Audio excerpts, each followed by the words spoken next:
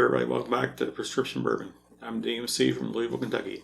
Today we're going to be going over the ABCs of bourbon whiskey.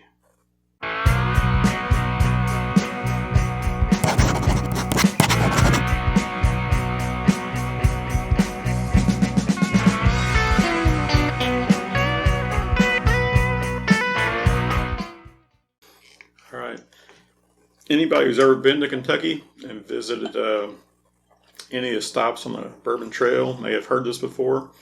If you haven't made it here, you should plan a visit. The Bourbon Trail is a wonderful experience.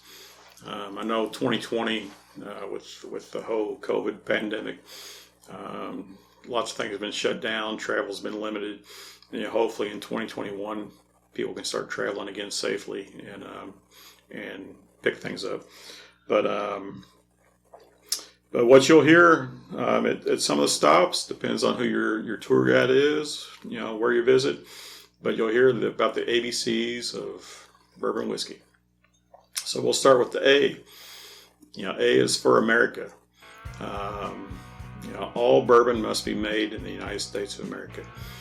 This was made law in 1964 through a joint bill in both houses of Congress. It was initiated in 1963, but it was passed into law in 1964. That basically says that bourbon is a distinct product of the United States and is distinct versus anything else, whether foreign or domestic. So that basically introduced a lot of legal protections for bourbon whiskey, similar to champagne from France or cognac. That basically, bourbon is legally protected as a product of the United States of America. So there's your A. Now, contrary to some popular belief, it does not have to be distilled in Kentucky. Even though as recently as 2018, up to 95% of all bourbons produced are produced in Kentucky. They can be made anywhere in America. So as long as they're made in America, they can classify as bourbon. All right. And that bill, we'll revisit that 1964 bill from Congress multiple times throughout these ABCs. So, B stands for barrel, and the 1964 bill clearly stated that all bourbon must be aged in new charred oak containers. It didn't specifically say barrel, but hundreds of years of time have proven that barrels are the most effective storage container for such liquids. They have to be new charred oak.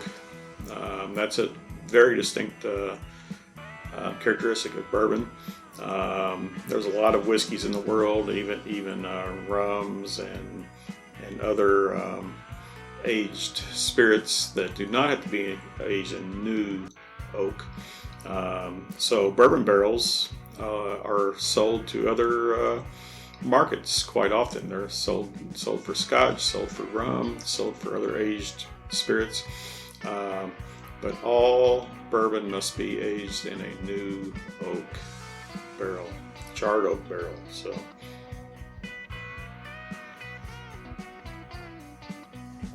All right, C is for corn. Bourbon must be made from at least 51% corn. The predominant grain must be corn. All whiskeys are distilled from grains. There's rye whiskeys. There's single malt whiskeys, which are predominantly rye or predominantly malted barley. Bourbon has to be at least 51% corn. Corn has to be the predominant grain. The vast majority of bourbons have a secondary grain of rye. Almost all bourbons have some barley in there, some malted barley. But there are wheated bourbons. There are other odd recipes for different bourbons, but all bourbons must be made with at least 51% corn. All right, D. D is for distillation proof.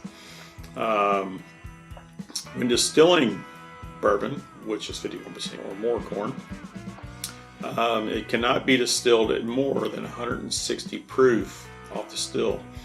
So, they do, some distilleries do double, triple distillation.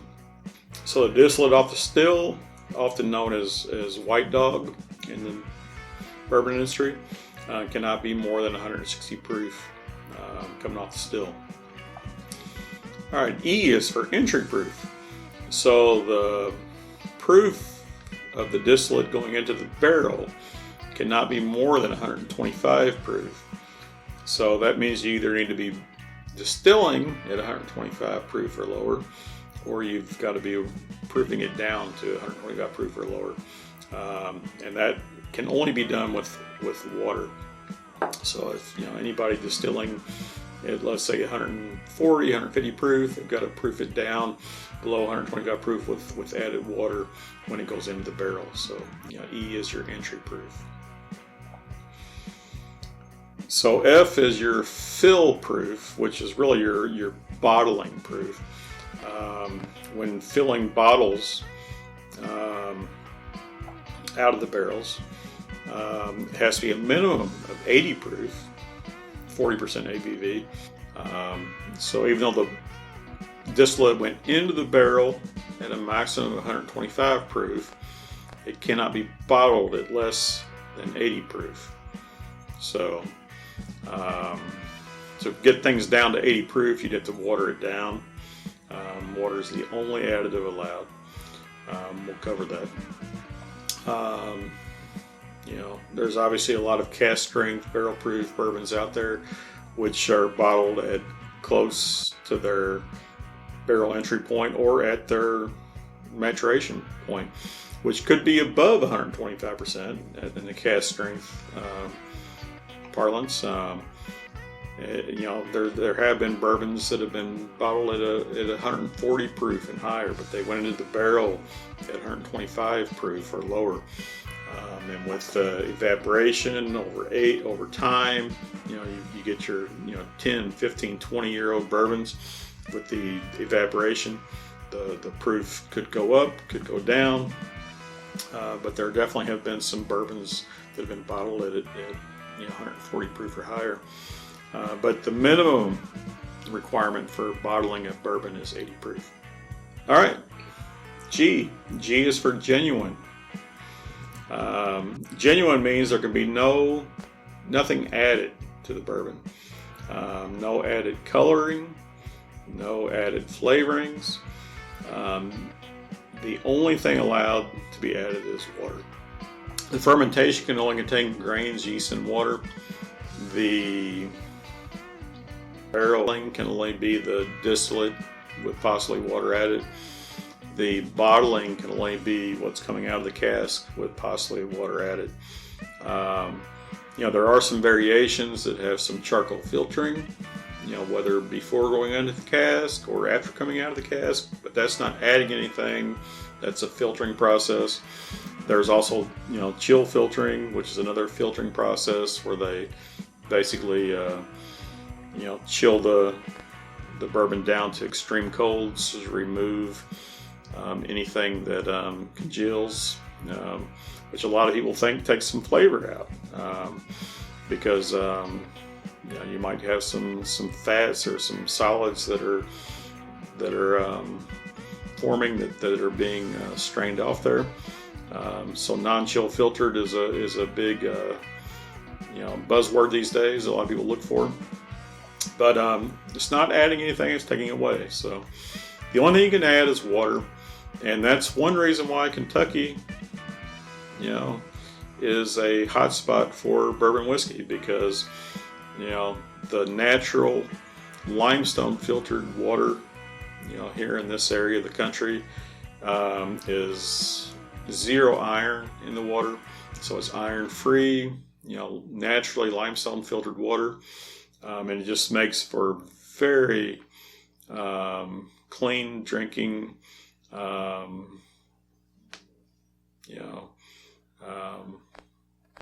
bourbon and water. So, all right. I hope everybody enjoyed going over these, the ABCs of bourbon. And like I said, you might hear these if you come visit any of the distilleries on the Kentucky Bourbon Trail. Go to any of the tours. Great fun. I highly recommend it. If you ever get a chance, come to Kentucky, visit a few of them, make a day of it, make a week of it. Yeah. Anybody have any comments? Anything to add to my list here? Feel free to make the comments down below in the comments section. Hope you enjoyed. Hope you learned something. If you did, hit that like button, hit subscribe if you want to hear more from this channel. Remember, everybody, all bourbon is whiskey, but all whiskey is not bourbon. And the best bourbon comes from America. Cheers.